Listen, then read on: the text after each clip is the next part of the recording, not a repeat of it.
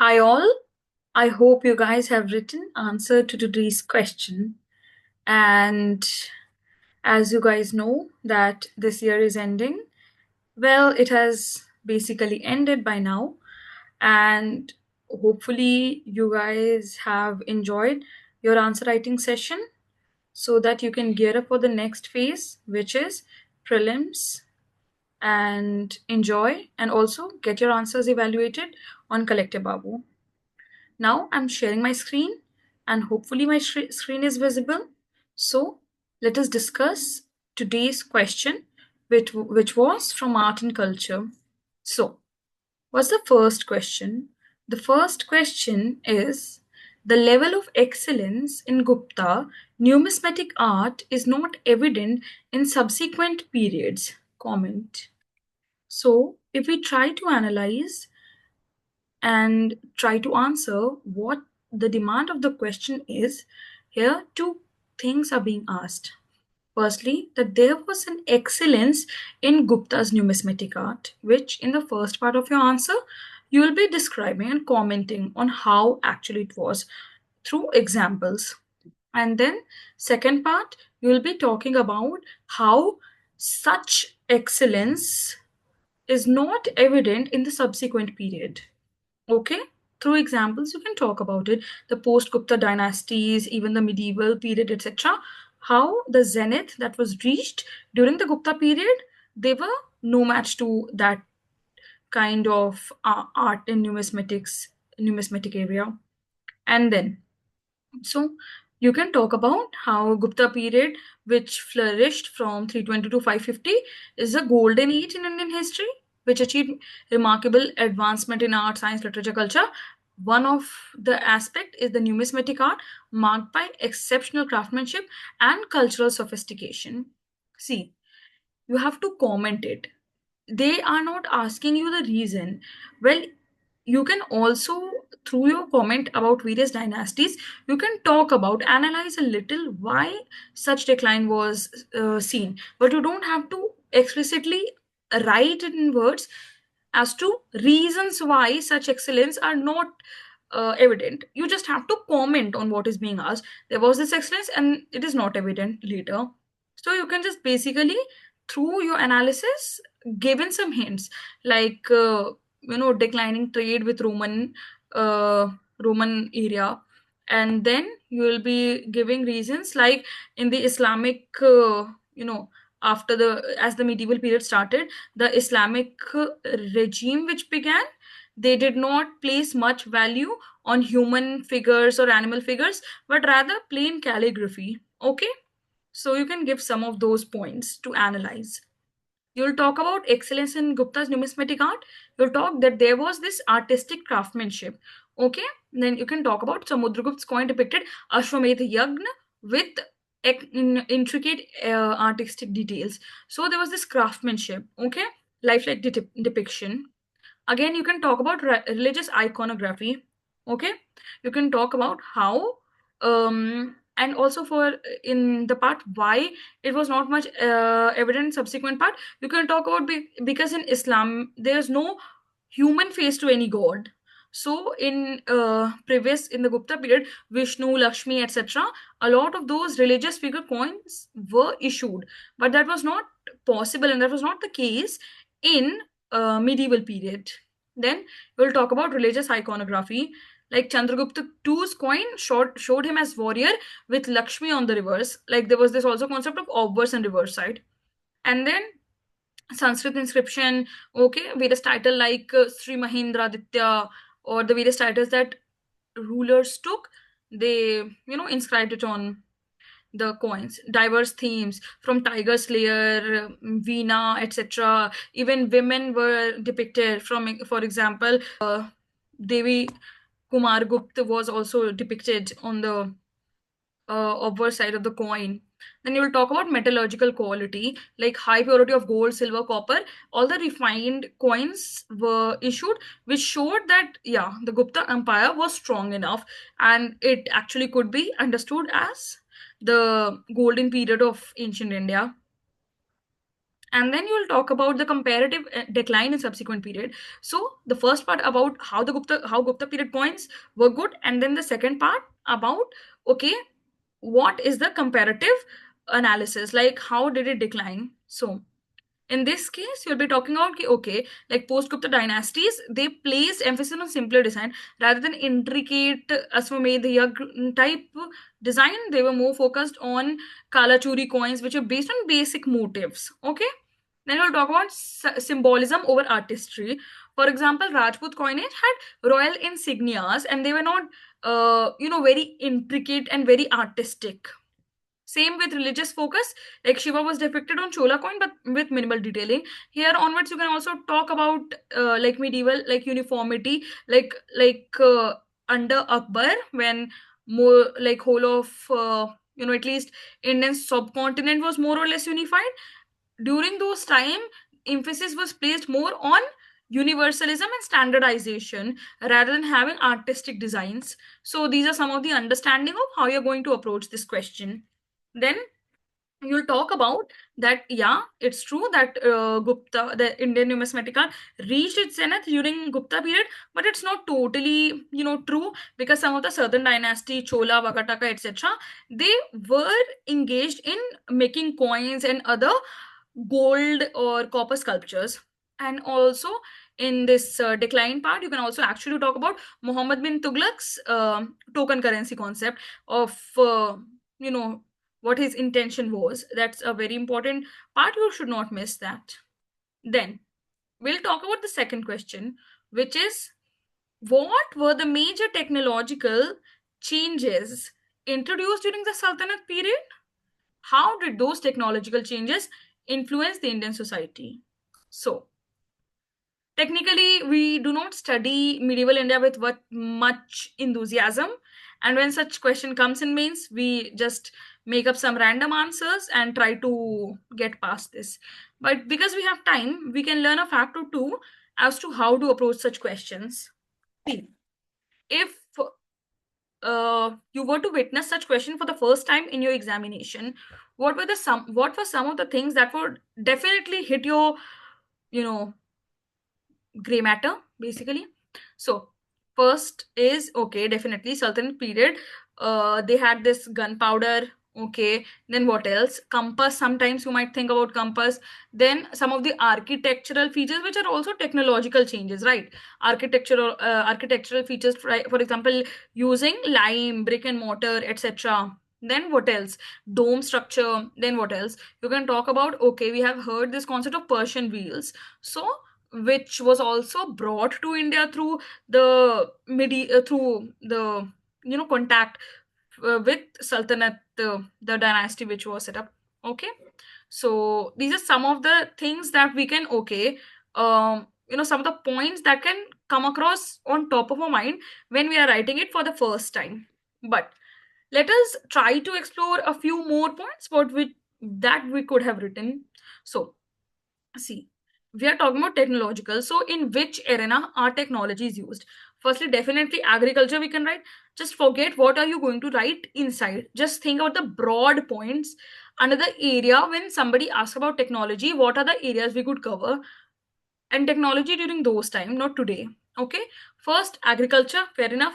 Then we can actually talk about trade and craft, right? Silk, etc., metal work. Okay. Then what else? We can talk about some military technique, right? And then we can talk about art and architecture.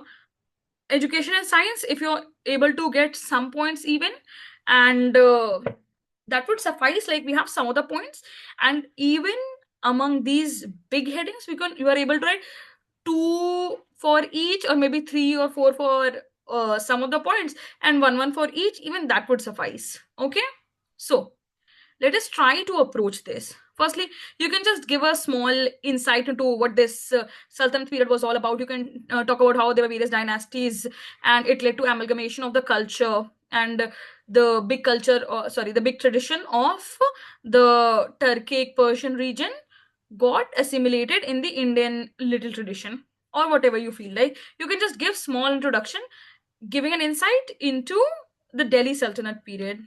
And then you can talk about, so the first heading was agriculture. in the agriculture, obviously in irrigation, we have heard this term of Persian wheel.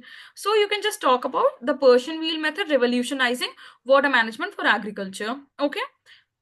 If you're not able to understand more, let it be till there only. But one point I think everybody could have written. And after that, you can talk about model farm, like Muhammad bin Tughlaq established model farms. So in this arena, you can also think about how Alauddin Khilji introduced market reforms and land standardization, etc., etc., etc. You can give in some of those points as well. I mean, don't hold back because we don't know a lot about this question. So whatever you think might be relevant, you just subclassify it under various head and write it down. And then you can talk about horticulture, how various Tughlaq, Firoz Shah Tughlaq, he founded various fruit gardens, introducing innovative gardening methods, etc., introducing new crop variety. Obviously, crop variety is another thing which you can actually write if you might be in the state of mind when you can think broad. So this should also come across your mind. Then talking about crop diversity, like melons, grapes, etc., how they were introduced. Okay.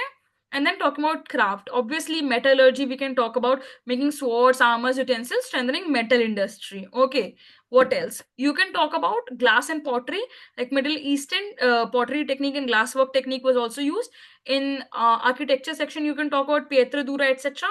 And then gold gumbas, sorry, not gold gumbas, the dome structure. You can talk about the dome structure and how architecturally it was, calculated so as to, serve as, I mean, whatever purpose it serves. And then textile innovation, talking about sericulture, silk production, okay, leading to the rise of sericulture in certain region.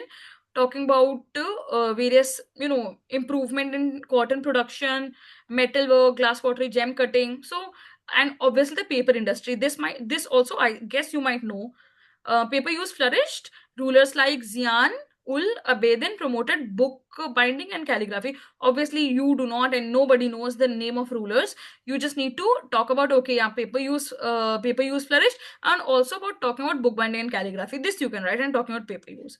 Okay, because a lot was inspired from China as well. So, talk about military technique, horse riding, archery, gunpowder, obviously, fortification, new styles of fortification, including the use of battlements and watchtowers. Okay. So, after that, in the architecture, you can talk about urban planning and various building material like bricks, gypsum, mortar, etc. was used. So, this would basically capture the essence of what the question is trying to ask. You can talk about the various innovations, and at last you can give a small insight into what was the impact on Indian society. You'll talk about in the education, you can talk about, okay, emphasis on mathematics, algebra, etc. You can talk about setting up various madrasas, also promoting science, technological advancement, etc. Okay. So, what was the impact? Obviously, the impact was urban growth through setting up of industry, metalwork, etc. Then, through carving out of various roads, settlement was established across the trade route, and then knowledge system. Okay, a cultural exchange of amalgamating Indian culture and the Arab and Turkic culture. Talking about architecture, economy. So, there was a lot of impact of Sultanate rule. You can basically give some prominent impact of the Sultanate rule in India, and that would be fine. And at last, you can just conclude by saying, okay, during the Sultanate period, the Indian subcontinent, Indian society got profoundly shaped by the ideas and the instruments that were brought in from across the northwestern border. So, what else? The third question, which is discuss the significance of lion and bull figures in the Indian mythology, art, and architecture. So, basically, again, this is one of those questions which not everyone would be able to answer, and it's fine, it's totally okay. But here, in those art and culture question, you just need to brainstorm as many things as possible. Forget about structure and everything, but you need to have some points, and for that just brainstorm on as many domain as you can think about. If you have ever heard this term bull and lion along this mythology, art and culture part, obviously lion, bull, etc., we can talk about the Sarnath pillar. one thing. And then what else? You can just talk about some of the IVC inscriptions where bull figures, etc., was seen. IVC seals. Okay. Then what else? You can talk about the cave paintings where you can see hunting images. Then in the mythology segment, you can talk about like bull for Nandi, about you know about Lord Shiv, and then for lion figure you can talk about Durga Ma. So across Jainism also, I guess either bull or lion, I might have to check, is the symbol of one of the 24 Tirthankars. So these are some of the points which you might get through brainstorming for a minute or two. Now you need to organize whatever you know in a format that is relevant to the question and that is answering what the question asks. So it is talking about the significance. Okay. So there are various ways to write. First, you can like make table and just write, okay, lion, and make 3 column art, architecture, and mythology. But here there might be some issue that you might not able to bring points for across all 3 domains. So just write lion and the symbol of power and royalty. You can also actually talk about how various cholas or some dynasty which had lion as the emblem. So there's a lot of mythology, art, and architecture related to these two animals. Okay. Now, what are the chances of more such animals coming? Well, it depends. I don't know. Maybe, maybe not. But I mean, if there's this PYQ, so we should focus on this. And if there's some prominent animals, for example, tiger, national animal, so you can just have a brief idea about what that across how many domains that animal has been used. Simple. Don't obsess too much over it. Then you can talk about how the lion bull figures are the profound symbolic value in Indian mythology, and they represent strength, power, fertility, prosperity, and have been depicted in various forms. Basic, typical, generic introduction, but it would suffice. Then, in talking about lion, you can just talk about like obviously goddess Durga, an incarnation of Vishnu, Narasimha, symbolizing strength and courage. Simple, everybody could answer this one. And then royal and sovereign symbol, for example, Ashokan pillar, right? And then various dynasties in the south also took the lion as the emblem. Okay. Then you will talk about architectural depictions.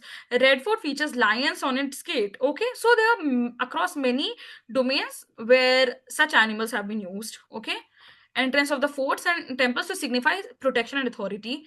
And then bull, you can talk about obviously Nandi, the gatekeeper of Lord Shiva. Obviously, then you will talk about agricultural connection because it is India. So agricultural a domain you'll definitely talk about. Bulls symbolize fertility, prosperity, and the association with farming. Obviously, bull motifs common across Harappan seals, and also obviously they are used in farming.